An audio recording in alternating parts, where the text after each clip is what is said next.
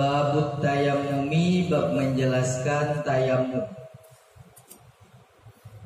An Jabirin ibni Abdillahi anna Nabiyya sallallahu alaihi wasallam, bahwasanya Nabi itu qala bersabda, siapa Nabi? Waktu itu diberikan siapa aku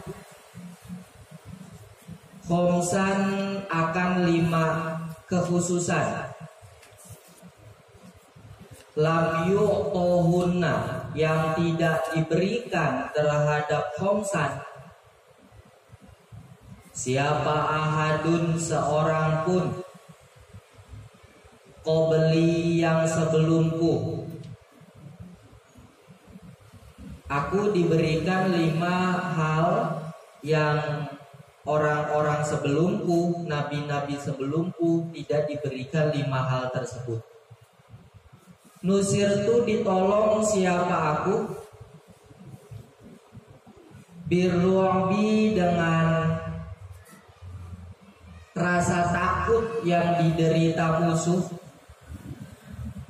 Birru'bi, dengan rasa takut yang diderita musuh.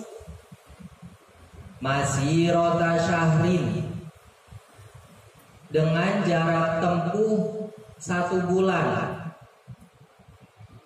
Masirota syahrin, dengan jarak tempuh 1 bulan.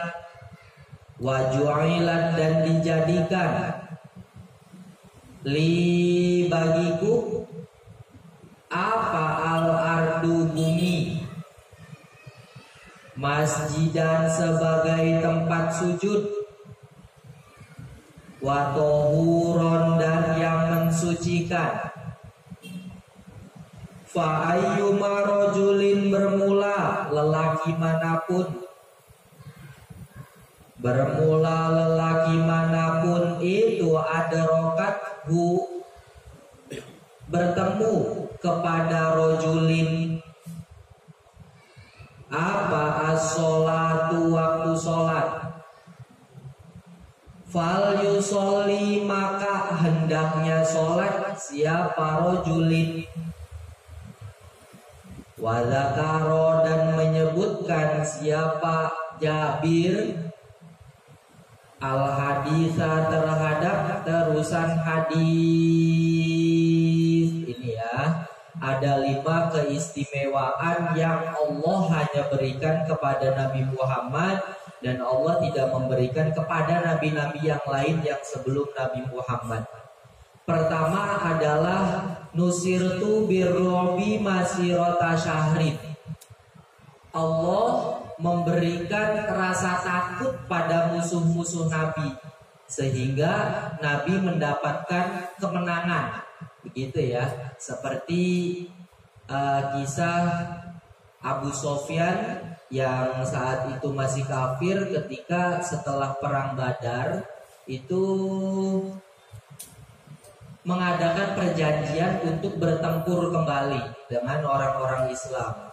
Tapi dalam diri Abu Sufyan dan kawan-kawannya yang kafir timbul rasa ketakutan, sehingga mereka membatalkan perjanjian untuk berperang.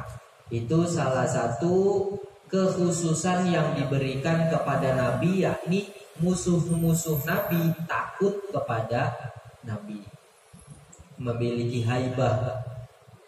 Kemudian yang nomor 2, waju'ilat li al-ardu masjidan wa tohuron, dan bumi bagiku dijadikan masjid.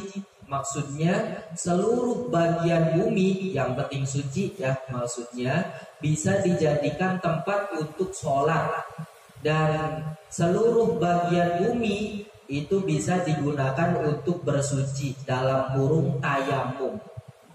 Sehingga fa'ayyuma rajulin adrokat busholatu falyusolli, siapapun yang bertemu dengan waktu sholat, maka dia hendaknya sholat, meskipun tidak di masjid, meskipun tidak menemukan air, nggak apa-apa, langsung sholat dimanapun dia sholatnya, yang penting suci. Dan nanti kalau tidak ada air berarti dengan memakai debu. Begitu. Itu salah satu rukhsah.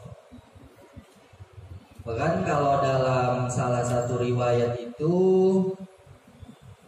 gini ya, wa kana man qabli innama kanu yusalluna fi kanaisihim.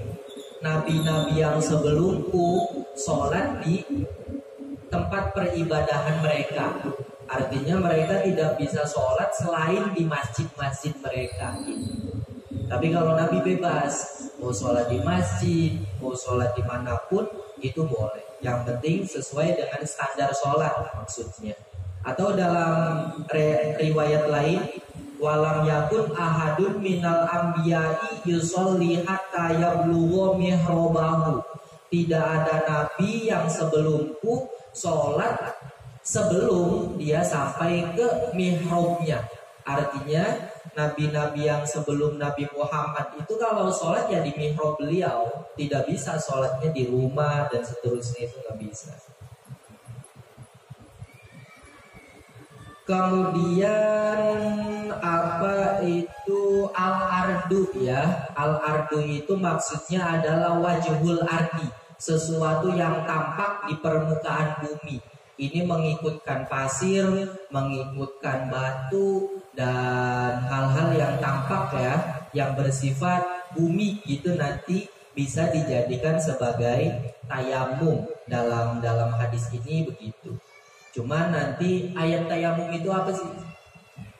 Ya ayyuhalladzina amanu idza kumtum ila sholati falsilu wujuhakum wa aydiyakum ilal marafiqi wamsahu biruusikum wa arjulakum ilal ka'bain. Terus wa in kuntum junuban atau gimana?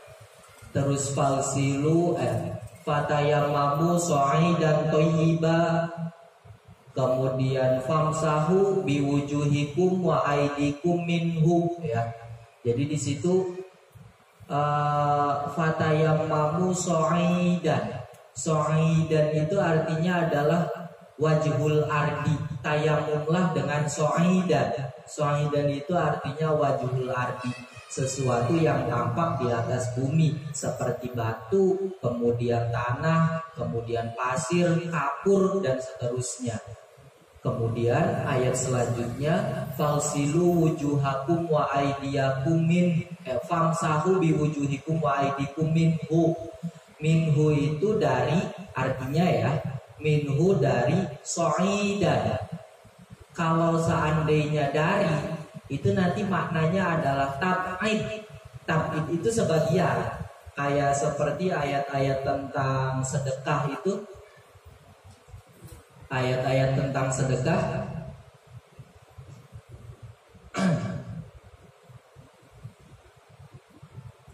Ayat-ayat tentang sedekah gimana?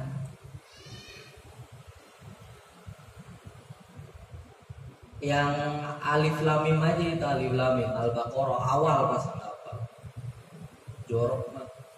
Alladzina yu'min apa? Alladzina yunfikuna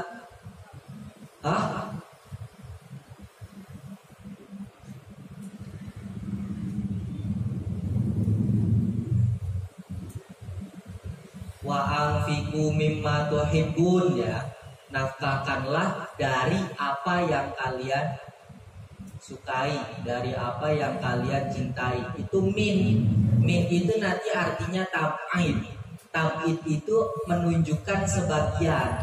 Artinya yang dinafkahkan itu jangan semua harta yang kita punya, jangan semua harta yang kita miliki, tapi cuma sebagian.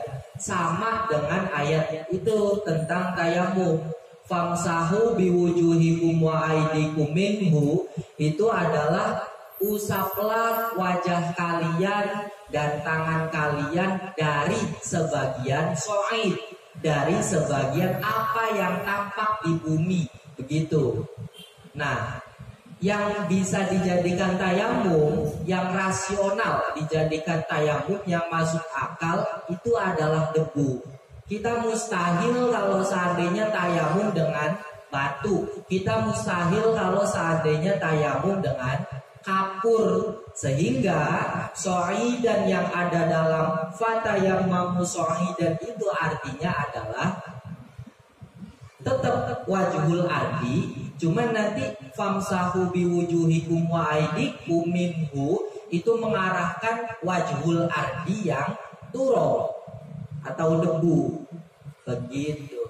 Ini diambil dari ilmu nahwu, maksudnya pemahaman semacam itu diambil dari ilmu nahwu, sehingga ya Allah, sangat tidak sopan, sangat tidak punya akhlak kalau seandainya belajar Al-Quran atau belajar hadis tanpa didahului belajar nahwu sorof, tanpa didahului belajar fikih. Berantakan nanti ilmu.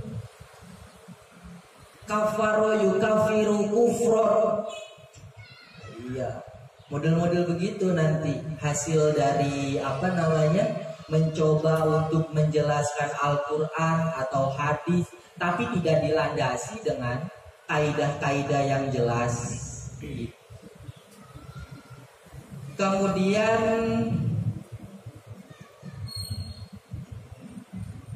ini kalau diteruskan, Nabi diberikan 5 kekhususan yang hanya diberikan kepada Nabi dan tidak diberikan kepada nabi-nabi yang sebelum Nabi Muhammad. Yang nomor pertama kan di rasa takut pada diri musuh pertama. Kemudian yang nomor 2, Nabi diberi kekhususan berupa beliau boleh sholat dimanapun dan beliau boleh memakai debu sebagai alat untuk bersuci. Ini juga khusus untuk Nabi dan umatnya. Untuk nabi-nabi sebelum Nabi Muhammad dan umat-umat mereka itu tidak diperbolehkan. Kemudian yang nomor 3 adalah wa uhillat li al-ghanaimu, dan saya dihalalkan untuk mengalokasikan gonimah,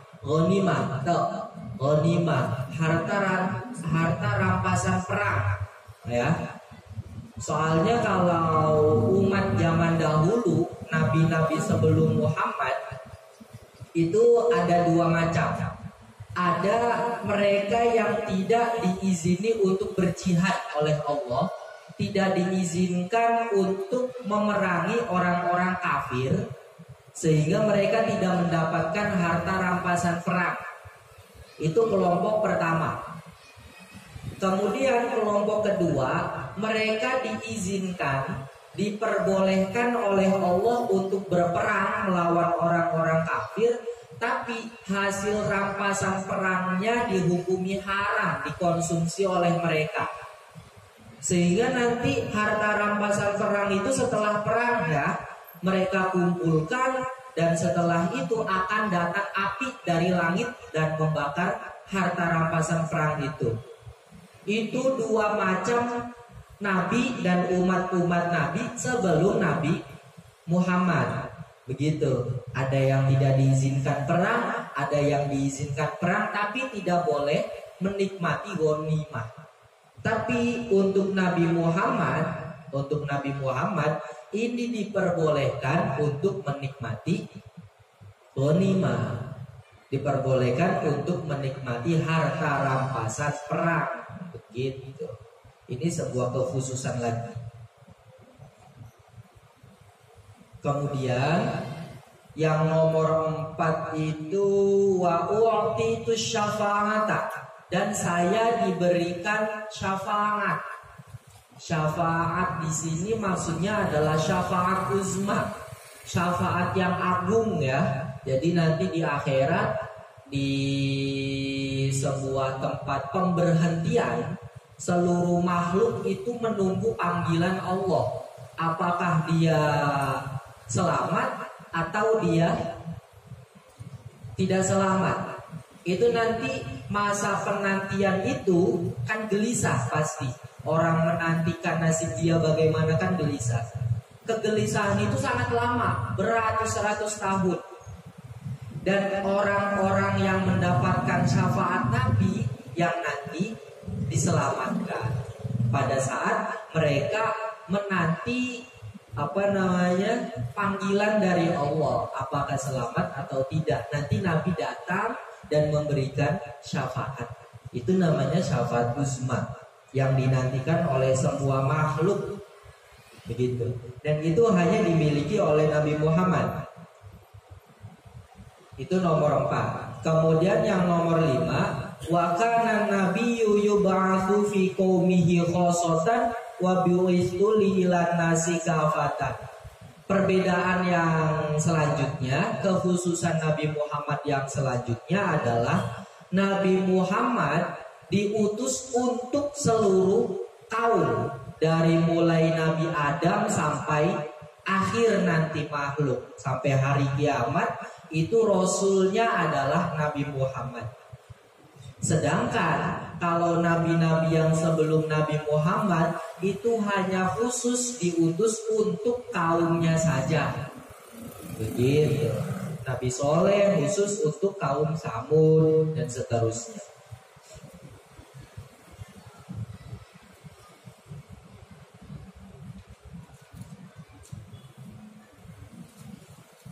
Kemudian wa fi hadithi Hudzaifah radhiyallahu anhu. Wa fi hadithi Hudzaifah, itu dalam hadisnya Hudzaifah radhiyallahu anhu, inda muslimin, dalam sisi Imam Muslim. Maksudnya riwayatnya sahabat Hudzaifah yang diriwayatkan lagi oleh Imam Muslim. Waju'ilat, dan dijadikan, apa turbatuha, debunya ardun. Apa turbatuha, debunya ardun. Lana, untuk kami. Tohuron, sebagai yang mensucikan. Idalam najid, ketika tidak menemukan siapa kami, al-ma'a, terhadap air. Wa an aliyin, dan itu dari sahabat Ali karamallahu wajhah, inda Ahmada, yang dimiliki Imam Ahmad, waju'ila, dan dijadikan, apa aturobu, debu, li, bagiku, tohuron, sebagai perkara yang mensucikan. Tohuron, sebagai perkara yang mensucikan. Kemudian ini bukan bukan penjelas atau bukan pembatas dari hadis sebelumnya ya. Maksudnya kayak contoh begini, ilmu usul fikihnya itu contoh, ada ayat yang berbunyi tentang fatahriru raqabah, merdekakanlah seorang budak. Nah, di sini tidak dijelaskan budak yang kafir atau yang mukmin. Kemudian dalam ayat lain, fatahriru raqabatin mukminatin, merdekakanlah budak yang mukmin. Sehingga dari ayat yang kedua, kalau seandainya memerdekakan budak yang tidak mukmin alias kafir, maka tidak cukup. Begitu. Nah, itu nanti dalam usul fikih yang pertama, fatahriru raqabatin, itu namanya ayat mutlak. Mutlak itu universal, umum. Yang nomor 2, fatahriru raqabatin mukminatin, itu ayat yang muqayyad. Muqayyad itu terspesifikkan atau terbatasi. Ketika ada ayat muqayyad dan ayat mutlak, ya, maka ayat mutlak diikutkan pada ayat muqayyad. Nanti sebuah hukum dalam fikih, kafarat yamin, ya, kafarat karena telah melanggar sumpah, kafarat karena telah melakukan zihar. Itu nanti kafaratnya berupa memerdekakan budak perempuan yang mukmin. Begitu. Meskipun dalam ayat kafarat yamin itu hanya sekedar fatahriru raqabatin, merdekakanlah budak. Tapi nanti dia diikutkan pada ayat yang kafarat membunuh, yakni fatahriru raqabatin mu'minatin. Kafaratnya adalah memerdekakan budak yang mukmin. Begitu. Itu antara mutlak dan muqayyad. Kalau seandainya ada dalil yang mutlak, maka dia diikutkan pada yang muqayyad. Ya gampangnya begini, kalau seandainya si A pertama ngomong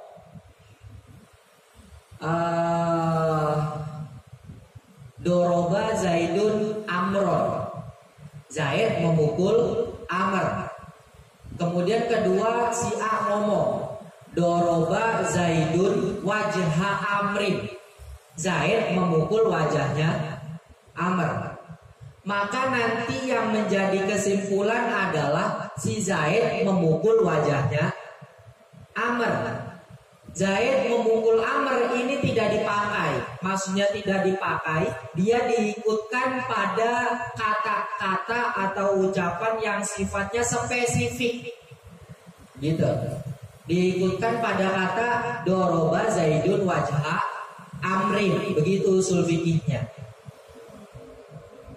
Kemudian dalam hadis 3 ini ya, dalam hadis 3, hadis yang awal itu waju'ilat li al-ardu, bumi dijadikan, ya, hanya bumi yang dijadikan. Kalau yang nomor 2 dan nomor 3 waju'ilat turbatuha, dijadikan apa? Debunya bumi. Ya, beda. Kalau al-ardu itu bisa mencakup batu dan seterusnya, tapi kalau turbatuha debunya bumi itu hanya mencakup debu, tidak mencakup bebatuan. Begitu. Cuman ini tidak bisa kita vonis sebagai dalil mutlak dan dalil muqayyad. Begitu.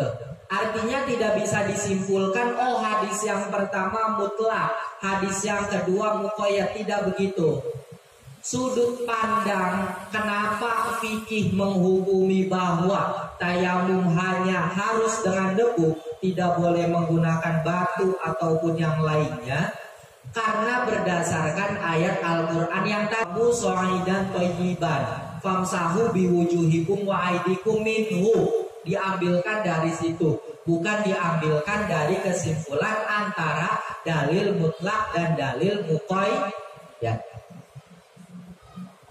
Gitu. Ya itu maksudnya salah satu penjelasan tentang usul fikih begitu. Kemudian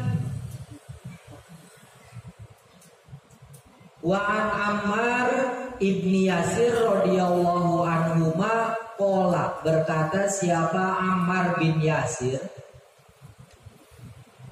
ba'atsani, mengirimkan terhadapku atau mengutus terhadapku siapa an-nabiyyu, Nabi Muhammad sallallahu alaihi wasallam, fi hajatin, dalam sebuah hajat, fa'ajnabtu, kemudian junub siapa aku, falam ajid, kemudian tidak menemukan siapa aku, al-ma'a, akan air, fatamarrautu, kemudian berguling-guling siapa aku,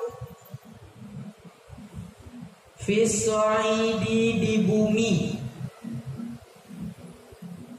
kama tatamarrohu seperti halnya berguling-guling. Apa ada batu hewan. Sumata itu kemudian datang siapa aku, an-nabiyya kepada Nabi Muhammad sallallahu alaihi wasallam. Fadzakartu kemudian menjelaskan siapa aku, lahu kepada Nabi Muhammad, dzalika akan kejadian tersebut. Faqala kemudian bersabda siapa Nabi, innama yakfika sesungguhnya cukup pada kamu apa antakula melakukan siapa kamu, biadaika dengan kedua tanganmu, hakadha seperti ini. Summa doroba kemudian menempelkan siapa Nabi, biyadaihi dengan dua tangan Nabi, al-ardo pada bumi, dorbatan dengan penempelan, wahidatan yang satu. Summa masaha kemudian mengusap siapa Nabi, ashimala terhadap anggota kiri, alal yamini atas anggota kanan, wa zahira kafaihi dan terhadap bagian luar kedua tangan Nabi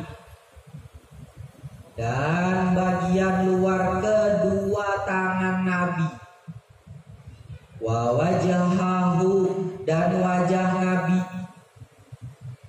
Muttafaqun alaihi hadis ini disepakati. Walafzu bermula lafaznya itu li muslimin milik Imam Muslim. Ammar bin Yasir itu salah satu orang Islam yang nasibnya sama dengan Bilal bin Rabah ya. Dia selalu disiksa oleh orang-orang kafir, dan Ammar bin Yasir itu termasuk orang-orang yang tertindas, orang-orang yang memiliki kasta rendah pada saat itu. Dipandang manusia rendah itu maksudnya.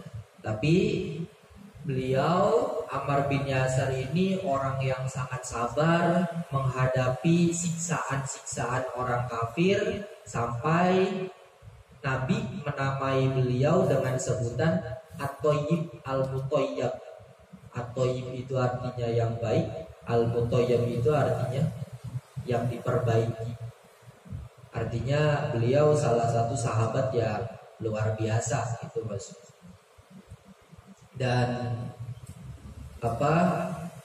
Ammar bin Yasir itu meninggal dunia di saat perang Siffin ya. Perang Siffin itu perang antara siapa?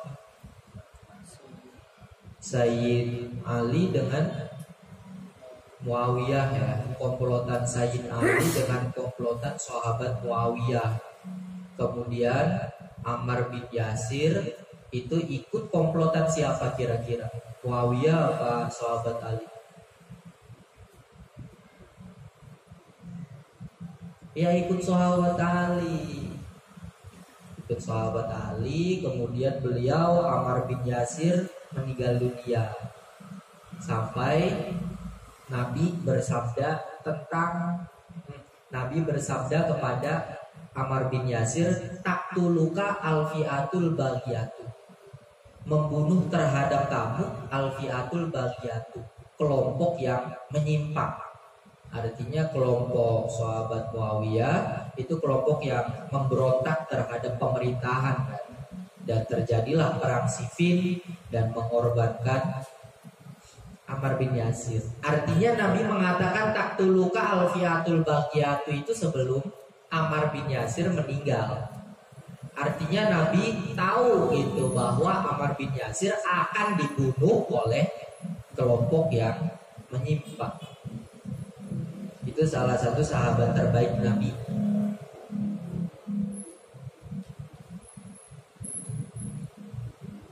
Kemudian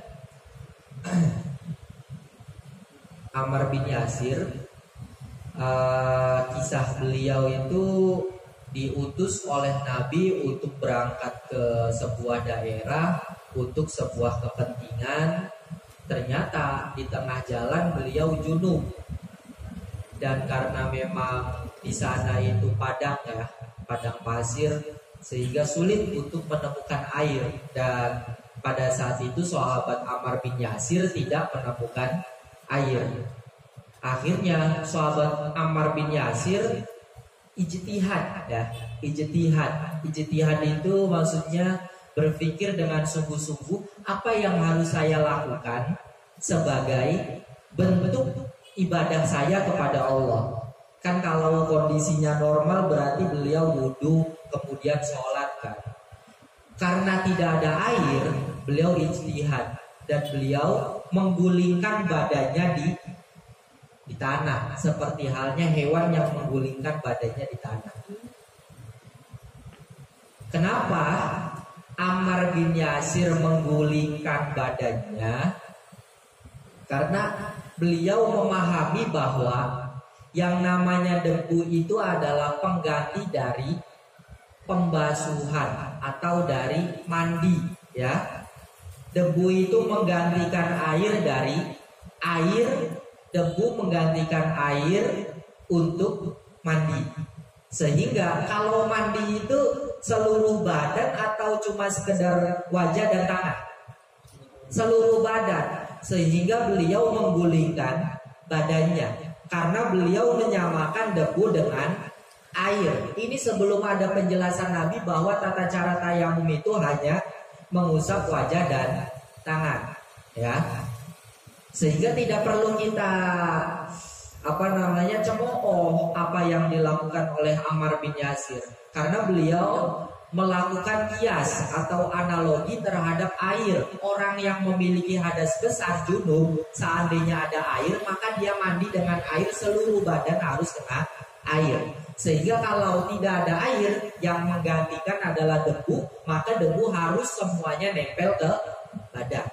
Begitu, normal maksudnya. Dan ini membuktikan bahwa ijtihad itu diperbolehkan bagi para sahabat, ya. Ijtihad diperbolehkan bagi para sahabat di saat Nabi masih ada. Kemudian setelah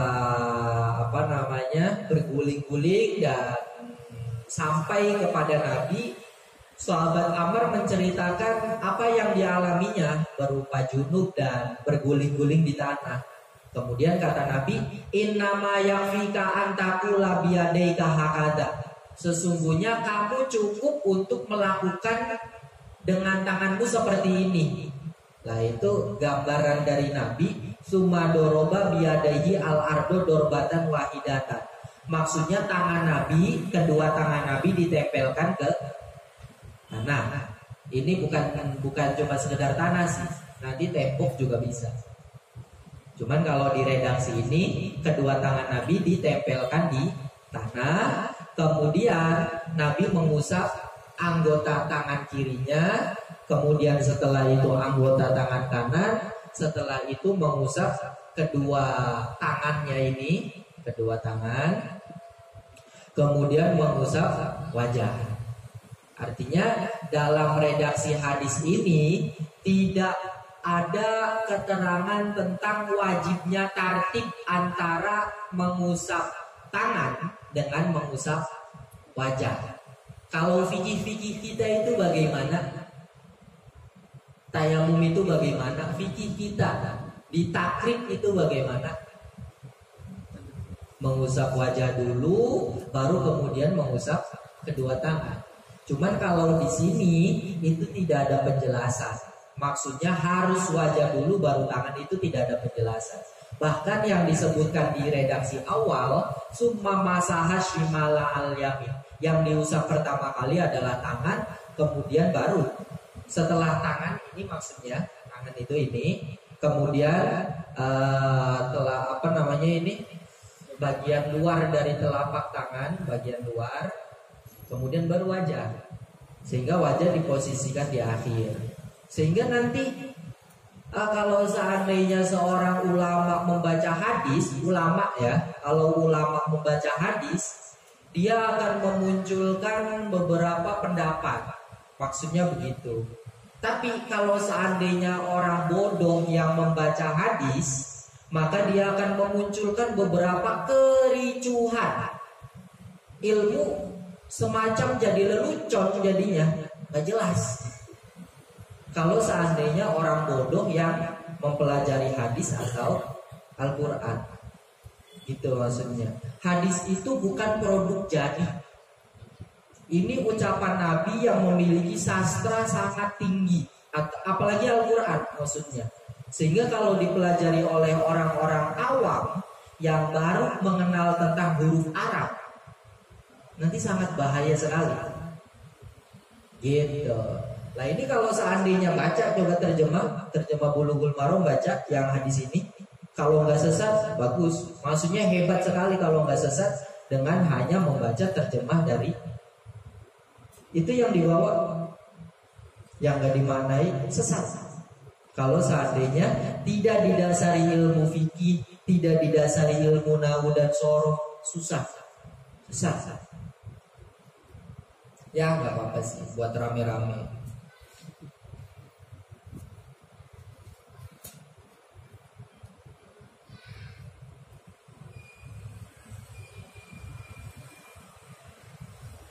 Kemudian dalam hadis ini juga summa doroba biyadaihi al-ardo dorbatan wahidatan. Nabi hanya menempelkan kedua tangannya ke tanah satu kali. Ya, kalau dalam fikih madhab Syafi'iyah di takrib itu kita wajib 2 kali kan? Ya kan? Wajib 2 kali. Seandainya sejadah ini, sejadah yang besar, dijadikan alat untuk kita tayamum, semisal ditempelkan ke debu, kemudian bagian sebelah sini kita buat mengusap wajah, bagian sebelah sana kita buat untuk mengusap kedua tangan dengan 1 kali tempelan ke debu. Itu tidak mencukupi, ya, karena syarat dalam madhab Syafi'iyah itu harus minimal 2 kali tempelan.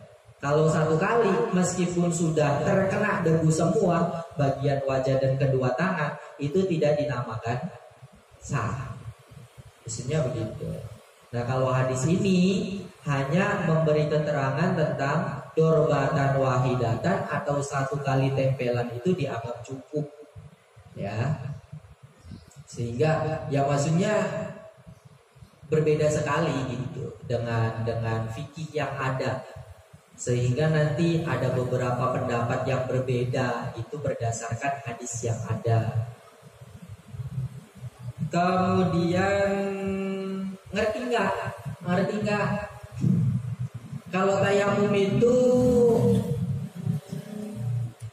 fardunya ada berapa coba? 4. Pertama adalah niat. Kedua 4 atau 5? 4 ya. Pertama ya, kedua apa coba?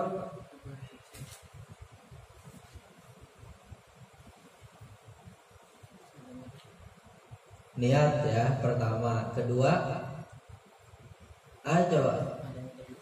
Hah? Adanya debu. Bukan fardu itu. Syarat masuknya. Niat, kemudian mengusap wajah ya. Kemudian mengusap kedua tangan. Yang terakhir tartib. Kalau dalam fikih yang umum itu gitu. Coba cek di Safinah, cek di kitab Takrib, Fathul Qorib gitu. Nanti tata caranya itu kedua tangan kita tempelkan ke tembok atau ke bagian bumi yang ada debunya ya. Kita tempelkan.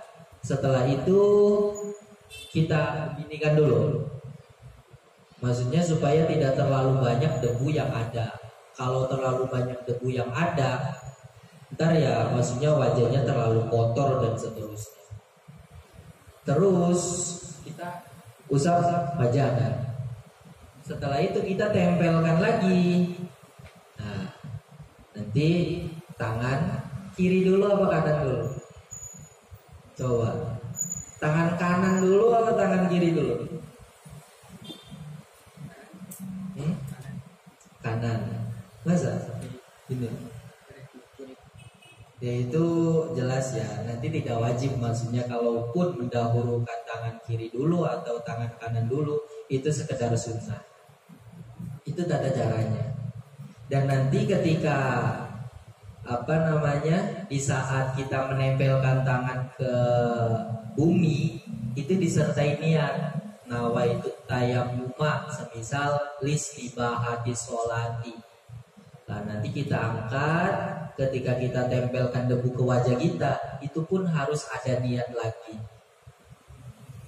Ya, harus ada niat. Jadi niatnya itu ada dua kalau dalam tayammum. Yang pertama ketika kita menempelkan tangan kita ke debu, yang kedua ketika kita menempelkan debu ke wajah. Itu niatnya ada dua. Berbeda dengan wudhu. Kemudian mana?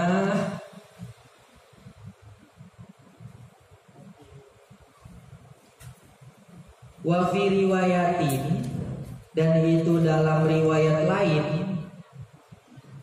lil Bukhari, milik Imam Al-Bukhari. Wadoroba bermula lafaz wadoroba sampai akhir.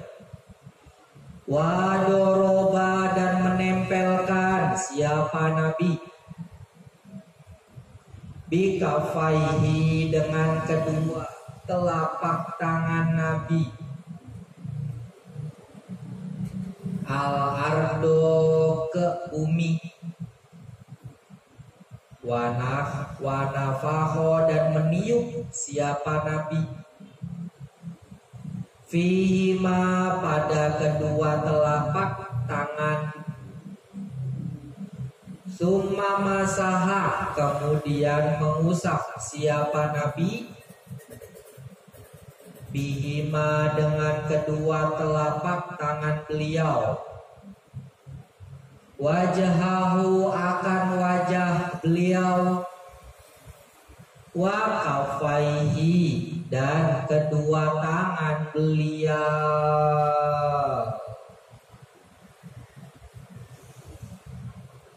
Ini diungkapkan wa kafaihi terus ya. Hadis yang sebelumnya itu wa zohiro kafaihi. Yang ini masahabihima wajhahu wa kafaihi. Kafaihi itu mana? Ini ya. Nih. Ini kafaihi ini.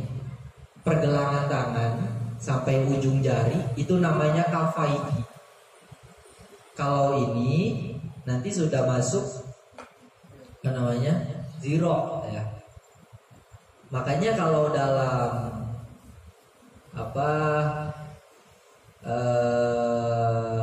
asarikotu wasariku faktou aidiyahuma ya. Potonglah tangan-tangan orang-orang yang mencuri ketika sudah di atas 4 dirham apa 4 dinar gitu ya. Ya, potong tangan itu hanya sampai pergelangan tangan, tidak sampai sini gitu. Nah, begitupun dalam hadis ini ya, yang namanya tayamum itu hanya mengusap wajah dan kedua ini bagian ini. Kalau sebelah sini sudah tidak wajib. Di atas pergelangan tangan itu sudah tidak wajib. Ya, diambilkan dari hadis ini ada ulama yang berpendapat begitu. Tayamum cukup sampai pergelangan tangan. Tidak harus sampai siku. Kan ayatnya juga cuma sekedar famsahu biwujuhikum wa aydikum. Ya kan? Kalau dalam wudhu beda. Fasilu wujuhakum wa aydiyakum ilal marofiki kan. Ada penjelasan tentang basuhlah kedua tangan kalian sampai kedua siku. Tapi kalau dalam tayamum hanya sekedar usaplah wajah kalian dan tangan. Nah, kalau dalam redaksi hadis tangan itu sampai pergelangan tangan. Tapi ya ini tidak sampai merubah fikih Imam Asy-Syafi'i merumuskan bahwa yang namanya tayamum itu membasuh wajah sampai dan membasuh tangan sampai siku-siku, itu nanti ada dalil yang lain gitu maksudnya.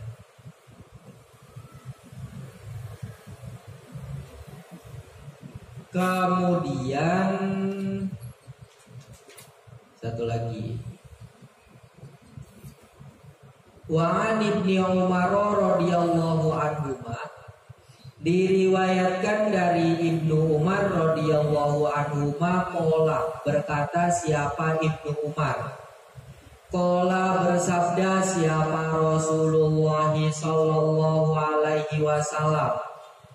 Sekali lagi perlu diingat, simbol untuk sahabat adalah radhiyallahu anhuma, radhiyallahu anhu, radhiyallahu anha, atau radhiyallahu anhuma.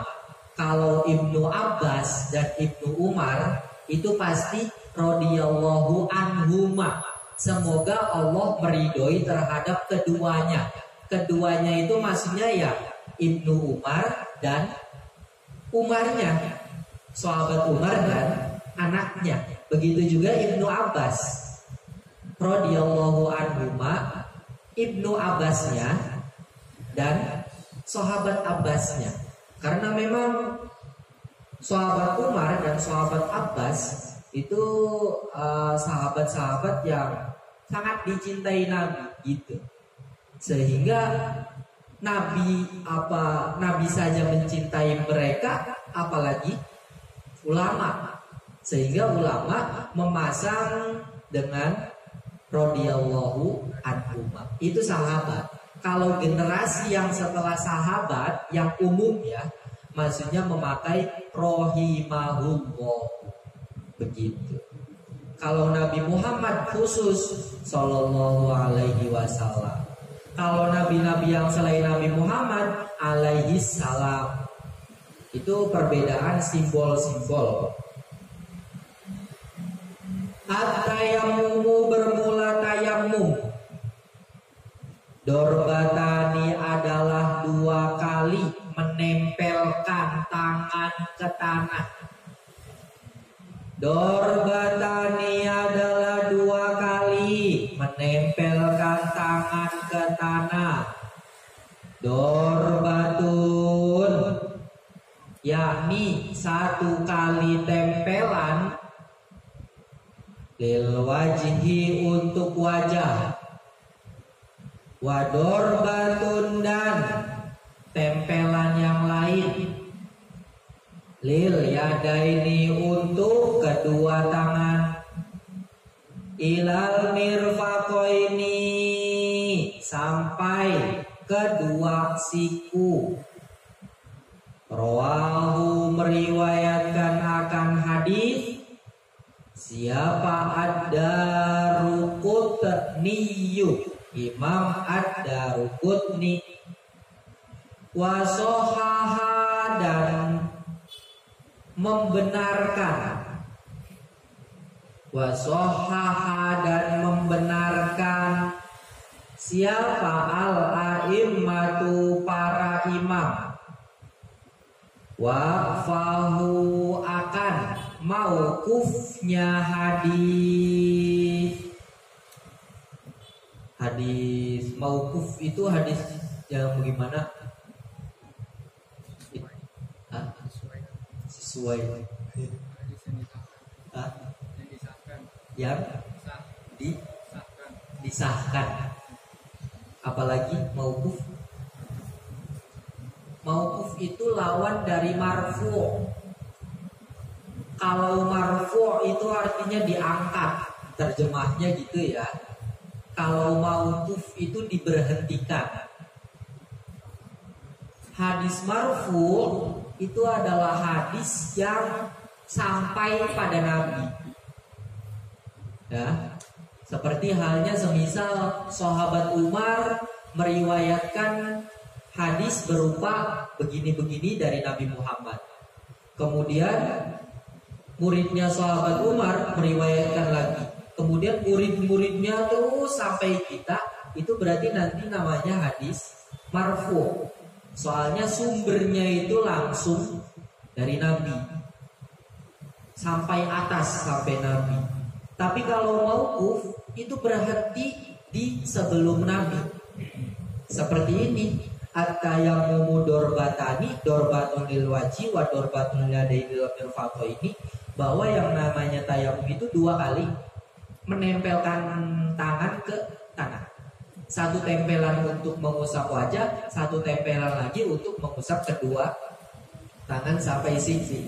Lah, menurut para imam, at-tayammumu dorbatani ini mauquf. Mauquf kenapa? Karena berhenti sampai Ibnu Umar. Berhenti sampai sahabat Ibnu Umar. Ini adalah perkataan dari sahabat Ibnu Umar, bukan perkataan dari Nabi. Itu nanti istilahnya mauquf. Begitu.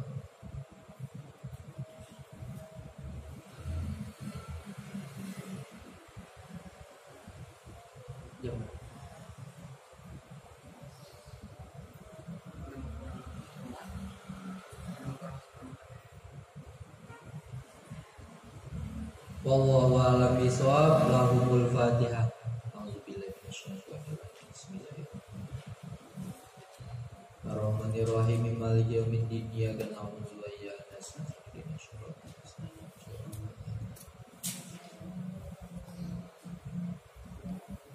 Subhanakallahumma wa bihamdika asyhadu an la ilaha illa anta astaghfiruka wa atubu ilaik.